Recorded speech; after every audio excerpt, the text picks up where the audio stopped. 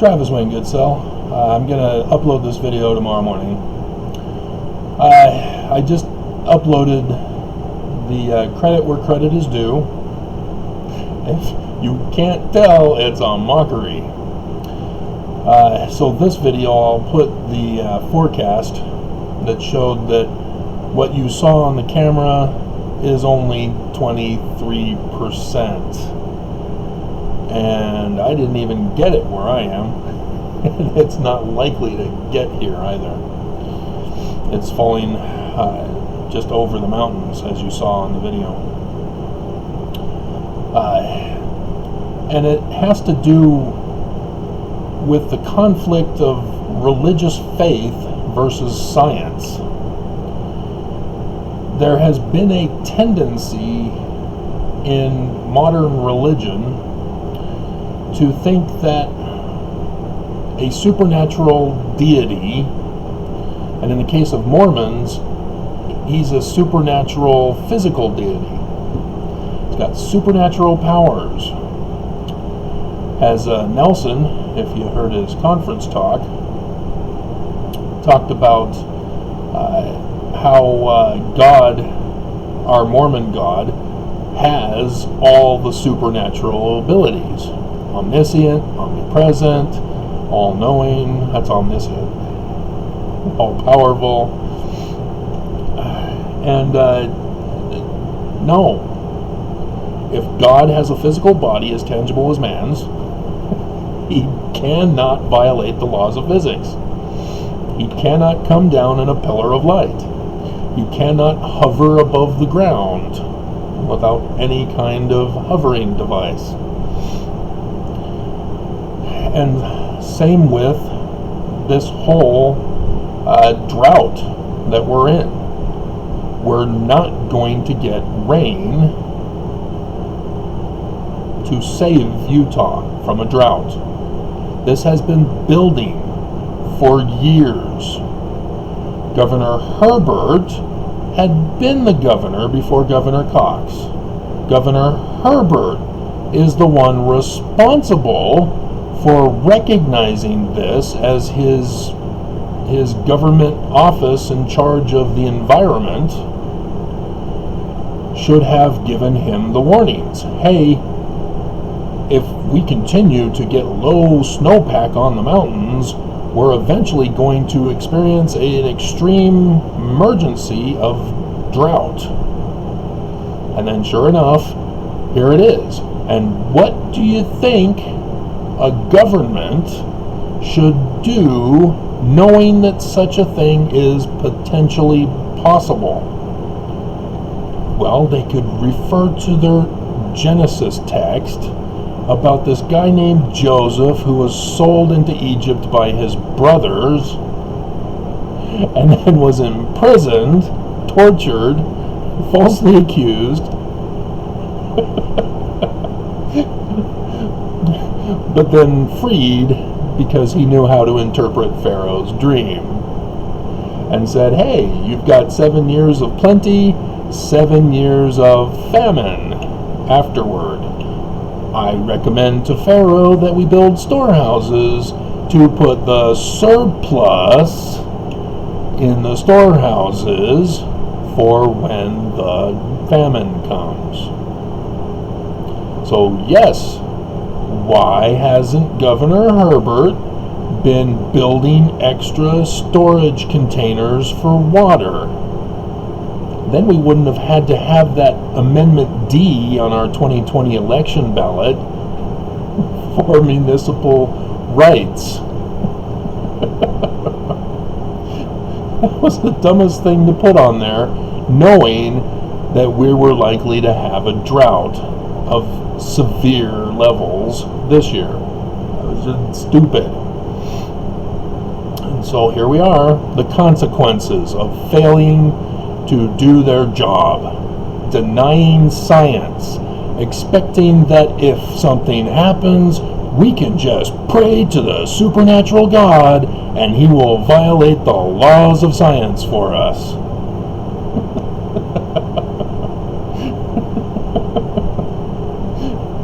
And this rain This 23% that you saw on that video,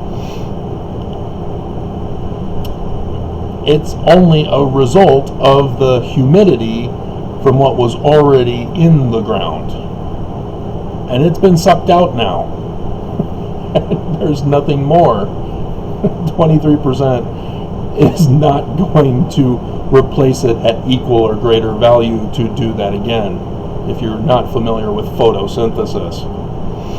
And so this 23% means it's going to get worse than previously estimated. And so, yeah, we've got some real rough times ahead. And Governor Cox is living in La La Land. But notice, Nelson's been silent the whole time. He already had his turn of violating science with his 2 coronavirus fasts that both failed. And then he did a Thanksgiving healing power of gratitude. He's a medical doctor. He knows science. And yet, yeah. But if you saw the clips that I put in there, notice what I followed him up with. This was a previous video. I don't have it on the screen. I don't know the title, but I think it's the one where people got upset with. No, it's not. It's not the extreme weather. But notice I did the extreme weather before I knew we were going to have extreme weather. Although I did put in at the end for what's coming after Scripture for the latter-day prophecies. And so not only is Nelson and Cox denying science and teaching to deny science to Mormons, to Utahns. And that's the consequences. 23%, which is 0% where I'm at.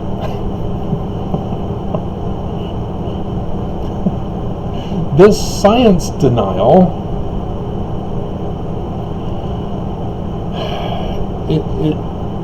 it's teaching Mormons not to rely on science, that they can just pray and demand that God violate the laws of physics, the laws of science, the laws of nature, science, denying truth, because they're also denying prophecy. I did that video. I didn't go into detail like I am here. See, Nelson, by holding a cure fast for coronavirus, by denying the latter days, by denying the true Christ of Mormons, is going against God too. Denying science and denying our God, our scriptures, our prophecies, our prophets who prophesied of these days, that these situations, the signs in heaven, signs on earth would occur. This is outright evil in religious terminology. Nelson has denied the signs in the heavens. You can't. They have a fixed course, which science of astronomy tells us, and they have told us. They told us in advance of the 2017 21st of August solar eclipse. They told us in advance of this one, lunar eclipse, that we just had. They told us in advance of meteor showers. You can get the Farmer's Almanac. You can go to timeanddate.com. You can go to other science websites and astronomy websites and weather websites. All of them are science-based. They will tell you and predict for you what's coming in the future. You can't deny it. And nobody can create it. Nobody can create a sign in the heavens. Constantine did, but hey, he also created God for the Christians. You can't do this because you're not living in reality. You're living in a completely falsified world. And this is the consequences. People are going to suffer this summer because our government and our religion here in Utah are science deniers and did not prepare. The state of Utah is sitting on $1 billion reserve. It's their savings for a rainy day. They should have spent it last year. They chose not to. They chose to have Mormons and Utahns suffer and die from the coronavirus. This year, they're going to have Mormons and Utahns suffer and die from drought and famine and heat and power failures and fires. Do you not understand how serious it is when you deny science, let alone deny prophecy?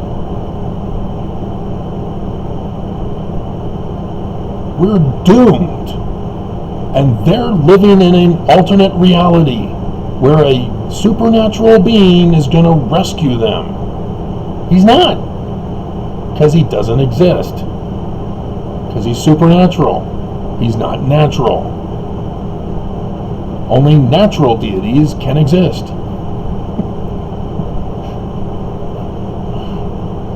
By very definition, supernatural does not exist. So what is it going to take until people wake up? What is it going to take for Mormons to say, wait a minute, our prophet and president is trying to have us murdered? Just because you're not dead yet, are you claiming that the rest of the people don't count, don't matter? Dear God. So, it's sickening. So this, maybe I will do it tonight. I don't know. We'll see.